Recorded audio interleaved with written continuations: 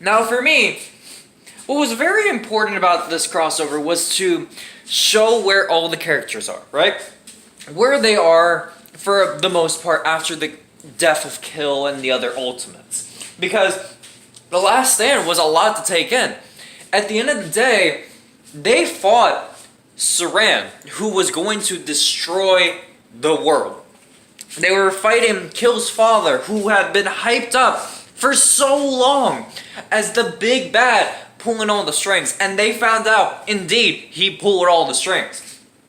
And after all of this, they lose one of the founding members of the Ultimates. They lose Kill. And obviously, that's going to have huge ramifications for the Kessler Saga, way beyond even this first crossover. Because this first crossover focuses on where Kessler is in terms of the death of Kill. And there's going to be, future episodes that deal with how Matt feels about the death of Kill, how, the other members feel about the death of Kill, and so on and so forth. But this crossover was to put a spotlight on Kessler and see where he stood after one of his best friends sacrificed himself to save him. This crossover focused solely on the guilt that he carries, how he feels as an individual having lost his friend, and he has to live with the fact that his friend sacrificed himself to save him. And, the baggage that carries, now the responsibility that's now been put on his shoulders. Does he feel good enough to take up that role that his friend left for him? Does he feel like he's worthy of that? Stuff like that. But what you also realize is that it's much more than that. Because in this crossover, you also get him coming to terms with, his father. Because his father shows up. And his father had been alluded to in the past as having big ramifications for him, right? Because when it came to Kessler, Kessler had stated long ago in Kill Saga Origins that basically his father had used his abilities in order to rob banks. But it got to a point where one day there was a witness, and the witness was a 9-year-old child. And Kessler had to choose between the 9-year-old child or his father, and his father wanted him to kill the kid. Kessler couldn't do that because he knew deep down that it was wrong, and he ended up killing his father.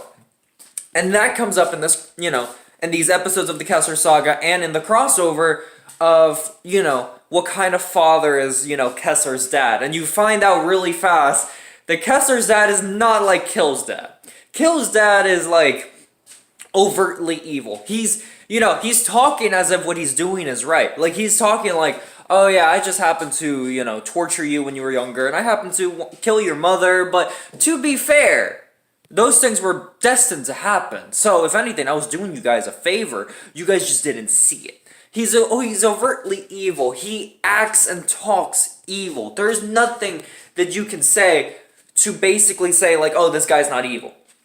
But with Kessler's dad, there's that little bit of, is he entirely evil? He says that he, would feel disappointed if Kessler chose anyone else but his family. He says that, they had nothing. They were in a trailer, starving, dying, and no one came to help them. And he did the best that he could with a tough, situation. At the end of the day, Kessler's dad was just trying to survive. Did he go about it the right ways? No, of course not. But he was just trying to survive, trying to make ends meet, trying to help his family. But you also see that even though he seemingly had good intentions, that he also is a little bit manipulative, is a little bit controlling, because he does say words like, I would be greatly disappointed if you made any other choice that wouldn't benefit me. Stuff like that. But he's not like in-your-face evil like how Kill's father is. This guy is more of a, hey, nudge, nudge, join me, be on my side kind of guy. But, he gives you space to breathe. And you see how it was so hard for Kessler back then to make that choice to kill his dad, because his dad isn't entirely a bad guy. And even now, in this few episodes of the Kessler Saga and the crossover, you see Kessler struggle with deciding who is he, like what does he want to be? Does he want to be his father's son, or does he want to be the person that he's been trying to be while being part of the Ultimates?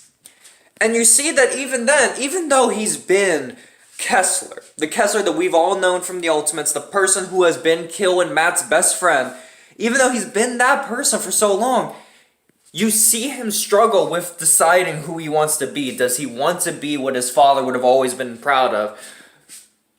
Or does he be someone that his friends are proud of? And he struggles with that. And, in his grief, it's even more of a struggle, And during this, you eventually find out that Cerebrum and Techie are behind this all. And you also find out that Cerebrum and Techie have been conspiring to do something. They've been conspiring to make something that was revealed somewhat in the Kessler Saga episodes.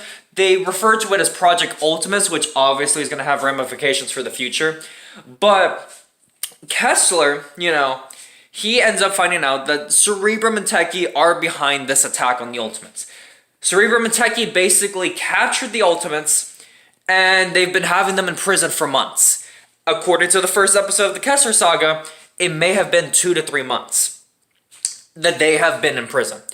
And they have been captured, and they have been put into basically a mind game that Cerebrum has been having them in, where they're basically living out what each one believes is their ideal life. The only one you really see focused on, though, in terms of their ideal life, is Kessler. Because Kessler is the main focus point of these episodes. You see where Kessler is in terms of his mindset. You see what he wants, what he craves. And what he wants and craves is basically the Ultimates back in their prime form. He, has these scenarios where Kill is back, where Commando is back, and they're fighting alongside the other Ultimates against huge, enormous threats. He, has these thoughts where, he gets to see his dad again. He sees Kill again. And, he gets to say things to Kill that he only wished he had said before. He gets all these different moments that he never had before. And in the end, it's very hard for him to leave this world. Even when Commando and Matt have told him, this world is not real. This world is fake. We need to go back home. When he realizes he can have his dad and Kill back in his life, 2 huge figures in his life that are both gone now. Now that he knows he can have both of them back, he doesn't want to leave. He realizes that this is really hard for him to just let go, because it's almost like losing them all over again. And through it all, even though it's so tough, so hard for him to just let it go, he knows what's right. And he makes the sacrifice to let Kill again go and let go of his father. And he tells his father, at the end of the day, you wanted me to be something that I'm not. And I am going to be who I feel I was meant to be. And he decides to not be his father's son, but instead be the Kessler that the Ultimates have grown knowing. This crossover and, these Kessler Saga episodes were meant to show Kessler dealing with the grief of, losing a lot of members of the Ultimates, but mostly Kill. This shows where Kessler's mindset is, and obviously over the course of the Kessler Saga, we're going to, see Kessler still grieving, but also trying to do better. Trying to take up the mantle that Kill left for him, and, see where he goes with this, This is something that I've been wanting to do for a while, do the Kessler Saga.